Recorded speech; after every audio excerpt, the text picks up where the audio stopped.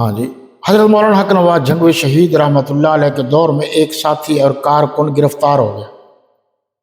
جب رہا ہو کر آیا تو اس نے کہا جی میری ایک چھوٹی سی دکان تھی موچیوں والی، وہ ساری ختم ہو گئی، اب میں کیا کروں، میرے لیے کچھ انتظام کرو۔ مولانا نے چٹ لکھی کہ فلاں بازار میں چلے جاؤ، وہاں خصوں کی جوتیوں کی دکان ہے، تو ان سے کہا 50,000 روپے کا ان کو مال دے دو میری ضمانت پر۔ وہ شخص گیا تو دکاندار نے بغیر چوں چرا، سکہ چلتا تھا حق نواز جھنگوی کا، اب بھی چلتا ہے، انہوں نے کہا کہ لے لو۔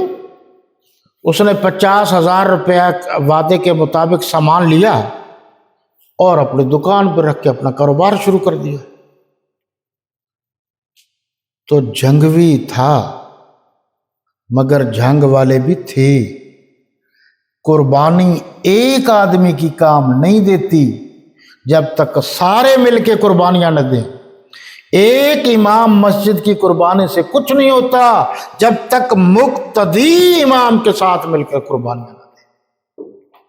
تو اس لیے آپ ان باتوں پر غور کیجئے، باقی انشاءاللہ آئندہ